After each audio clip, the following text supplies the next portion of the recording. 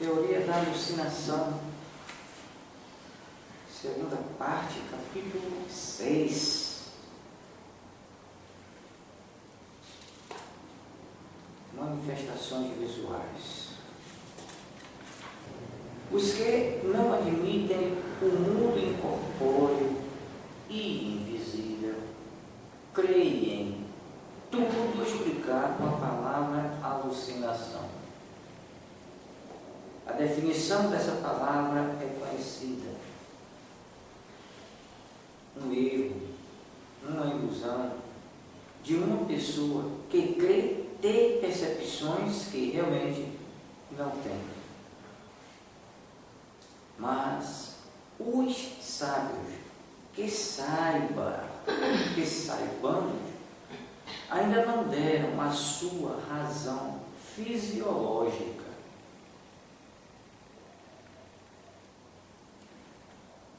A ótica e a fisiologia, não parecendo-se lhes ter mais segredos, como ocorre, que não tenham ainda explicado a natureza e a origem das imagens que se oferecem ao espírito em certas circunstâncias,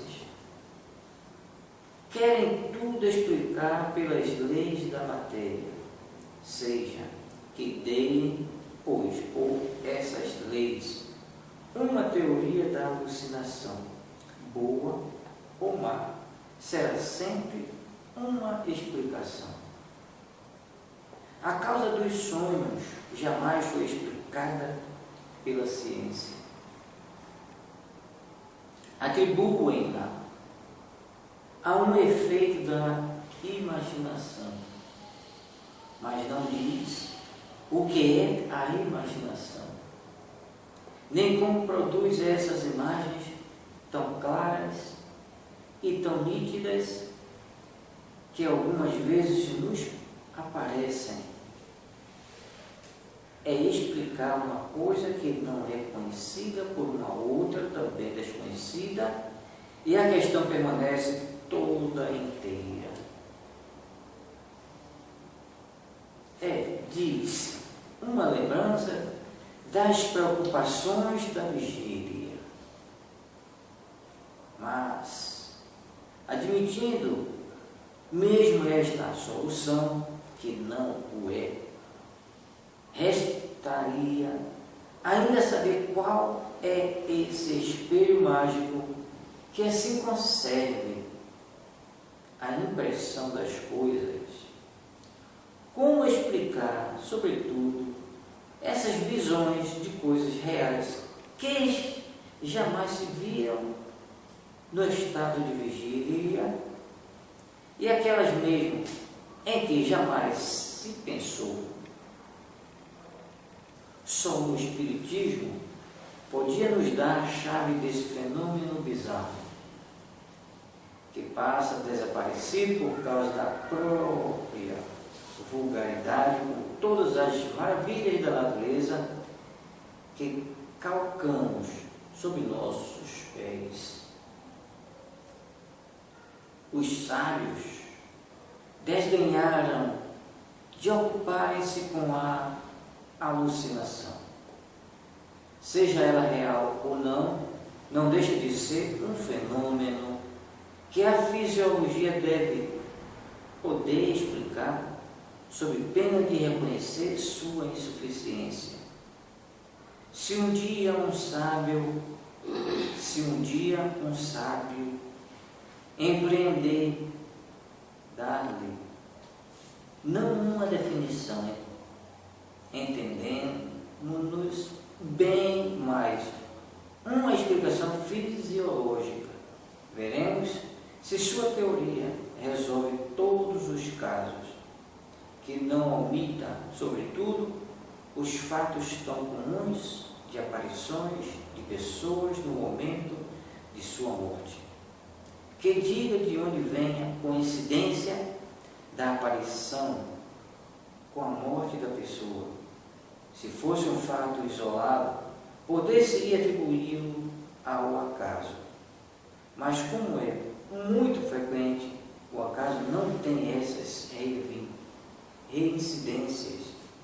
Se aqueles que veem a aparição ainda tivesse a imaginação impressionada pelas ideias de que a pessoa deve morrer, seja, mais frequentemente, a que aparece é aquela com quem ele menos sonha.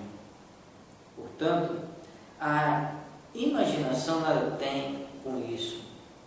Pode-se explicar ainda menos pela imaginação as circunstâncias da morte da qual não se tem nenhuma ideia. Os alucinacionistas dirão que a alma, se tanto é que admitem uma alma, tem momentos de superexcitação em que suas faculdades estão exaltadas, estamos de acordo. Mas quando aquilo que ela vê é real, não é, pois, uma ilusão. Se na sua exaltação a alma vê uma coisa que não está presente, é, portanto, que ela se transporta. Mas se nossa alma pode se transportar até uma pessoa ausente, porque a alma dessa pessoa não se transportaria até nós? Que em sua teoria da alucinação queiram ter em conta estes fatos e não se esqueçam que uma teoria à qual se pode opor fatos contrários é necessariamente falsa ou incompleta. À espera de suas explicações, vamos tentar emitir algumas ideias a esse respeito. Os fatos provam que há verdadeiras aparições, as quais a teoria espírita explica perfeitamente e que só podem ser negadas por aqueles que nada admitem fora do organismo. Mas ao lado das visões reais, há alucinações no sentido ligado a essa palavra. Isso não é duvidoso. Qual é sua origem? São os espíritos que vão nos colocar na pista, porque a explicação nos parece inteiramente contida nas respostas dadas às questões seguintes. As visões são sempre reais ou, algumas vezes, são o efeito da alucinação? Quando se vê em sonho ou de outro modo, o diabo, por exemplo, ou outras coisas fantásticas que não existem, isso não é um produto da imaginação? Sim, algumas vezes, quando se está impressionado por certas leituras ou por histórias de feitiçaria que impressionam, se as recorda, pode-se crer ver o que não existe. Mas dissemos também que o espírito, sob seu envoltório semimaterial, pode tomar todas as espécies de forma para se manifestar. Um espírito zombeteiro pode, pois, aparecer com chifres e garras, se isso lhes apraz, para se divertir com a credulidade.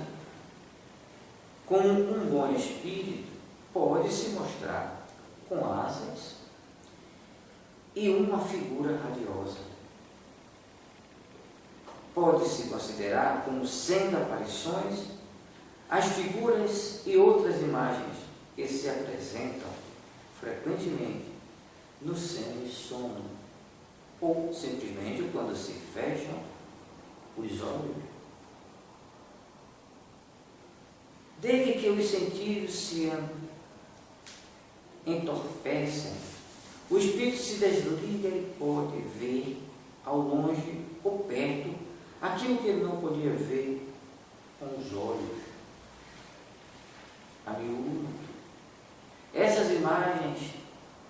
são visões, mas podem ser também um efeito da impressão que a visão de certos objetos deixou no cérebro, que lhes conservou os traços, como conservas os sonhos.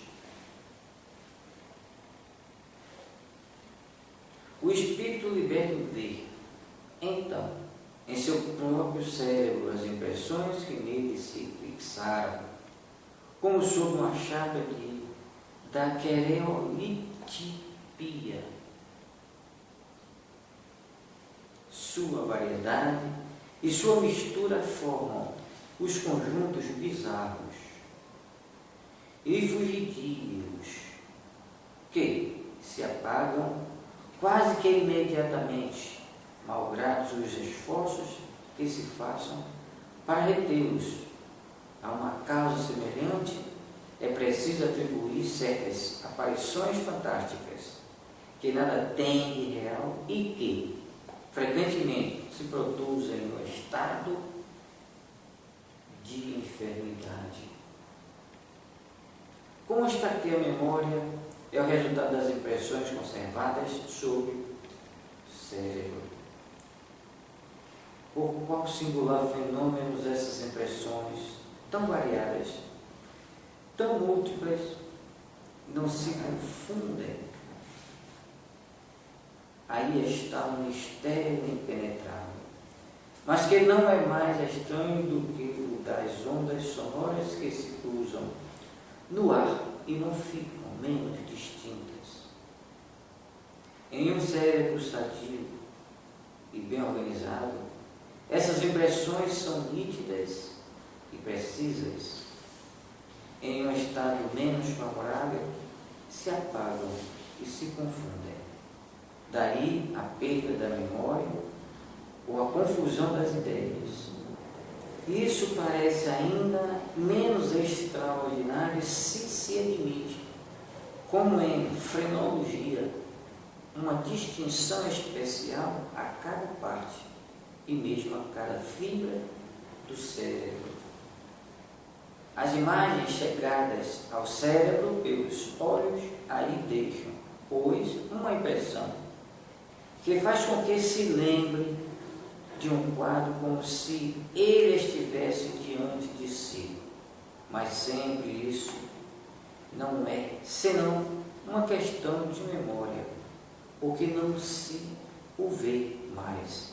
Ora, em um certo estado de emancipação, a alma vê no cérebro e reencontra essas imagens, sobretudo aquelas que mais o impressionaram segundo a natureza das preocupações ou as disposições do espírito, e é assim que reencontra a impressão de cenas religiosas, diabólicas, dramáticas, mundanas, de figuras de animais bizarros que viu em uma outra época em pintura ou mesmo em narrações. Porque as narrações também deixam impressões. Assim, a alma vê realmente, mas vê apenas uma imagem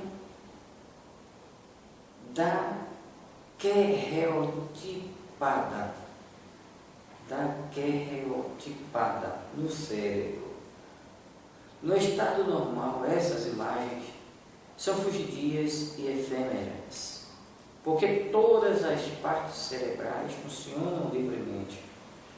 Mas no estado de enfermidade, o cérebro está sempre mais ou menos enfraquecido, não existe equilíbrio entre todos os órgãos, alguns somente conservam sua atividade, enquanto que outros já estão, de alguma sorte, paralisados.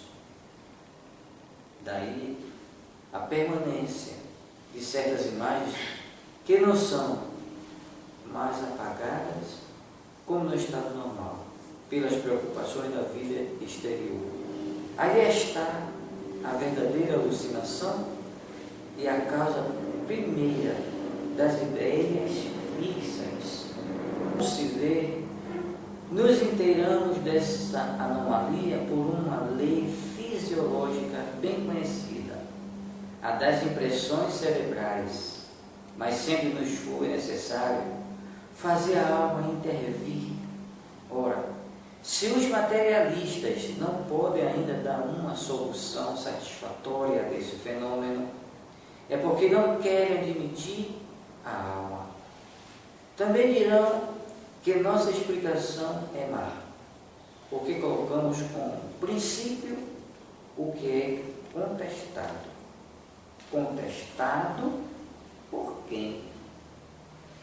Por eles, mas admitido pela imensa maioria depois que há homens sobre a terra. E a negação de alguns não pode fazer lei. Nossa explicação é boa, nós a damos pelo que pode valer à falta de outra, e querendo-se, a título de simples hipótese, à espera de melhor, tal como é da razão. De todos os casos de visões, certamente que não. E desafiamos todos os fisiologistas de dar-lhe uma só, sob seu ponto de vista exclusivo, que resolva todos os casos, porque quando pronunciaram suas palavras sacramentais, de superexcitação e de exaltação, nada disseram. Portanto, se todas as teorias da alucinação são insuficientes para explicarem todos os fatos, é que há outra coisa além da alucinação propriamente dita. Nossa teoria seria falsa se a aplicássemos a todos os casos de visão, porque alguns viriam contradizê-la, pode ser justa, se restringirmos a certos efeitos.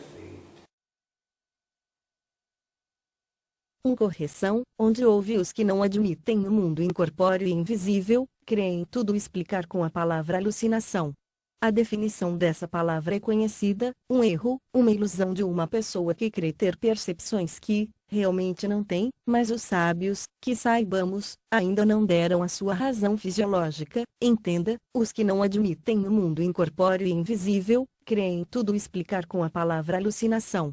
A definição dessa palavra é conhecida: um erro, uma ilusão de uma pessoa que crê ter percepções que, realmente não tem, do latim alucinari, erro, feita ad lucem, mas os sábios, que saibamos, ainda não deram a sua razão fisiológica. 2. Correção, onde ouvir só o Espiritismo podia nos dar a chave desse fenômeno bizarro, que passa desaparecido por causa da própria vulgaridade, como todas as maravilhas da natureza que calcamos sob nossos pés. Entenda, só o Espiritismo podia nos dar a chave desse fenômeno bizarro, que passa desapercebido por causa da própria vulgaridade, como todas as maravilhas da natureza que calcamos sob nossos pés.